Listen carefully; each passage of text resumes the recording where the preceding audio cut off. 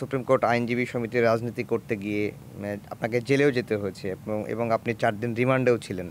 এই যে আপনি রিমান্ডে ছিলেন, একজন আইনজীবী ব্যারিস্টার কাজলের রিমান্ড, একজন পলিটিশিয়ানের রিমান্ড আর সাধারণ মানুষের যে রিমান্ড, এর মধ্যে কোনো পার্থক্য আছে? রিমান্ডে আপনাকে কী ধরনের জিজ্ঞাসাবাদ? না, দেখুন, আমি যে মামলাটি আমার বিরুদ্ধে করা হয়েছিল সে মামলায় শুধু আমার নাম ছাড়া অন্য কোনো অভিযোগ নেই।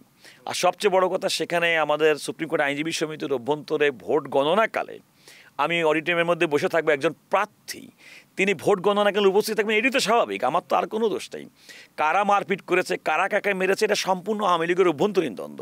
কিন্তু আমার বিরুদ্ধে কোনো অভিযোগ না থাকা সত্ত্বেও এই মামলা আমাকে গ্রেপ্তার করা হয় আমার চেম্বার থেকে, যখন আমি পেশাদারিত্বের সঙ্গে আমার চেম্বারে পেশা পরিচালনা করছিলাম। আমাকে গ্রেপ্তার করলো, আমাকে শাহবাগ থানায় নিয়ে গেল এবং আমাকে 4 দিনের রিমান্ড নেওয়া হলো। আমাকে জামিন দেওয়া হলো না, আমি সুপ্রিম কোর্টের হাইকোর্ট বিভাগে এসে আমাকে জামিন নিতে হলো।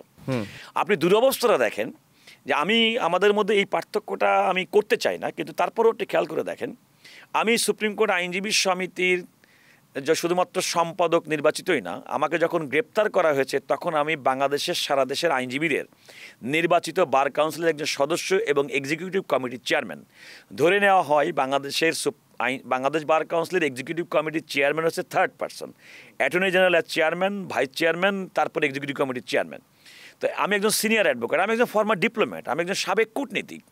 আমার এতগুলো ক্রেডেনশিয়াল থাকা সত্ত্বেও তারা আমাকে ডিবি অফিসে 4 দিন রিমান্ডে থাকতে হয়েছে।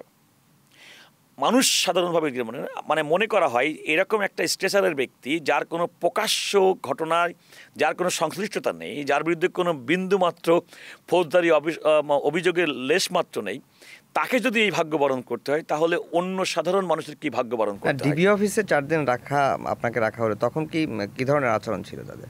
দেখেন, ডিবি অফিসে প্রথম কথা যদি আমাকে বলেন, আমার শারীরিকভাবে আমাকে কোনো নির্যাতন করেনি।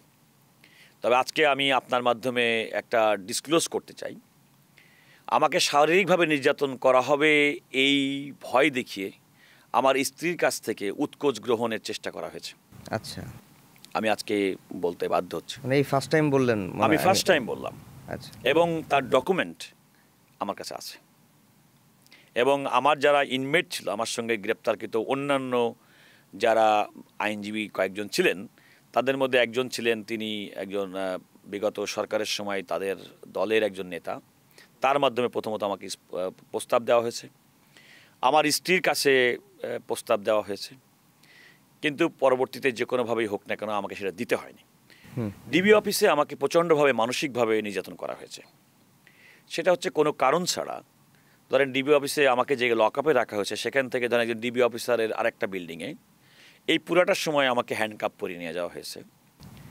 যে অফিসার আমার সঙ্গে কথা বলবেন বলে নিয়ে গেছেন, তার রুমের মধ্যে আমি দাঁড়িয়ে আছি 1 ঘন্টা, তিনি একবারের জন্য বললেন না আপনি আমাকে বসেন। সেই রুমটা সারাউন্ডেড ছিল by so many police officer. উনি ইচ্ছা করলে আমার হাতটা, আমার হ্যান্ডকাপটা খুলে দিয়ে উনি বলতে পারতেন, আমার সঙ্গে কথা বলতে পারতেন। ওনারা জানতেন যে আমার বিরুদ্ধে কোনো ফৌজদারি অপরাধ নেই, কোনো ক্রিমিনালিটি নাই, কিন্তু কোনো কারণ ছাড়াই এটা বলে ওটা বলে, প্রাসঙ্গিক কোনো কিছু নাই।